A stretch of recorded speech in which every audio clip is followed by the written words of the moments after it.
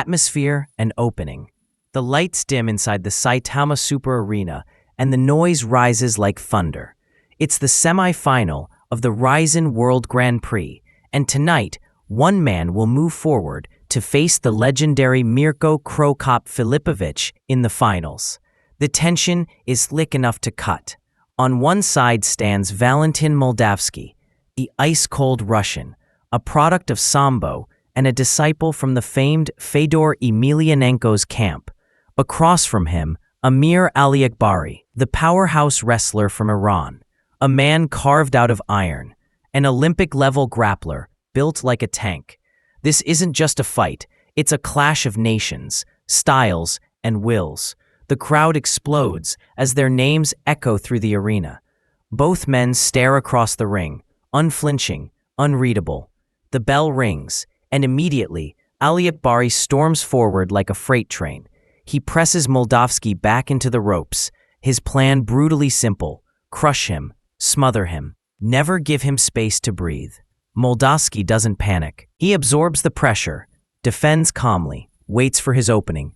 It's patience versus power, composure against chaos. Inside the clinch, Aliakbari pours his weight onto the Russian, digging for takedowns, throwing heavy hands in tight. Every second is designed to drain Moldavsky's energy. Yet, Moldavsky remains stoic, his defense subtle, his eyes calm. He even glances up toward the giant clock above the arena, watching time tick down, trusting that if Aliakbari empties his gas tank early, the fight could turn. The round ends, and the crowd roars, divided. Was it Aliakbari's brute force that stole the round, or Moldavsky's cool resistance that revealed the deeper plan? No one agrees, not even the commentary booth. What's certain is that this war is just beginning. Pressure of round one. The commentators call it clearly: Aliakbari dominated that round with sheer control. And indeed, the Iranian behemoth showed his trademark pressure. Every clinch, every grip, every shoulder drive screamed of his wrestling pedigree. He forced Moldavsky to carry his weight, to feel the suffocation of a man who fights like a wall closing in. Every time he threw a punch, the arena seemed to shake. But beneath the surface, Moldavsky's strategy was visible. He wasn't panicking. He wasn't wasting movements. He let Aliakbari throw his weight around, defending just enough, staying calm, forcing his opponent to work harder. It was a test. How long could Aliakbari maintain this pace? Moldavsky's eyes told the story. Cold, calculated, almost waiting for the storm to pass. He glanced at the clock again and again, signaling his patience. The fans screamed with every strike.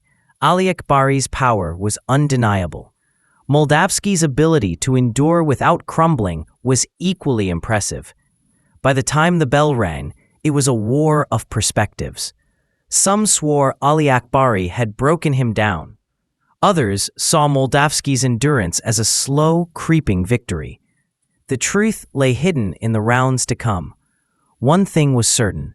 This was a fight not just of fists and grappling, but of strategy, heart, and survival. Second round, momentum. Round two begins with a different rhythm.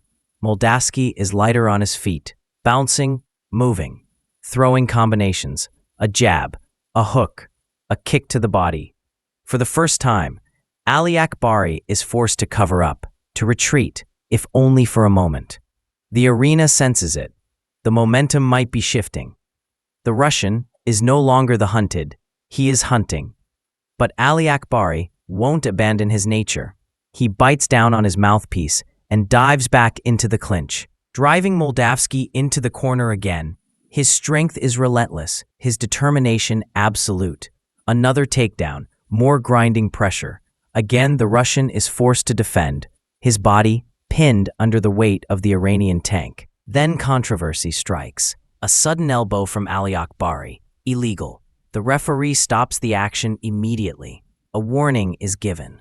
The crowd erupts in chaos. Some cheer, others boo, the atmosphere thick with tension. Moldavsky sees the opening. When the fight resumes, he surges forward with urgency.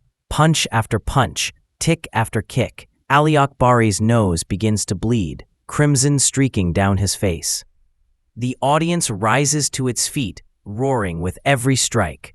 Moldavsky is alive, pressing hard, chasing the finish, but time betrays him. The bell sounds before he can end it. The fight is over, and the decision now rests in the judge's hands. Awaiting the decision. Both warriors stand in the center of the ring, chests heaving, faces marked by battle. Moldavsky wears a mask of composure, but his heart is on fire. He knows he pushed hard in that second round. Aliakbari, arms heavy, lungs burning, still stands tall, his frame towering. The referee takes their wrists, waiting for the judge's call. The crowd falls into silence. Every fan knows the decision could swing either way. The big screens replay the highlights. Aliakbari's grinding clinches, his suffocating takedowns, his raw power.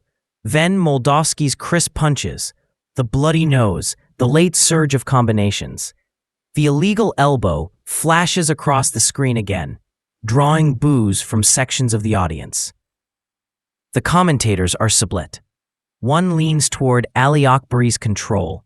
Another argues for Moldavsky's technical brilliance and final dominance. The ring announcer holds the scorecard. Tension fills the arena like electricity. A pause, a breath, and then, split decision, the winner, from Iran, Amir Aliakbari. The crowd explodes. Some cheer wildly, others groan in disbelief. The decision is made. The Iranian tank has survived. The ending and aftermath. The arena erupts as Amir Aliakbari raises his fists, his corner rushing in to embrace him. The Iranian flag waves proudly above the ropes. For him, this is more than a fight. It's a statement to the world. He endured Moldavsky's technical fire, weathered the late storm, and emerged victorious by the narrowest of margins. This was power triumphing over patience, brute strength edging out composure. Across the ring, Moldavsky stands tall in defeat. There's no shame in his performance. He showcased calm under fire, flawless endurance, and a late rally that had the crowd on its feet. Tonight, the decision didn't go his way, but his stock rose. He proved he belongs on the biggest stage, capable of hanging with the toughest in the world. For Aliakbari, the road only grows more dangerous. His reward is a date with destiny, the final showdown against the legendary Mirko Cro Cop. But no matter what comes next, this semi-final will be remembered. It wasn't just a fight. It was a collision of iron wills, a battle where pressure and patience clashed head-on. And on this night in Saitama, the Iranian tank stood tall, moving one step closer to history.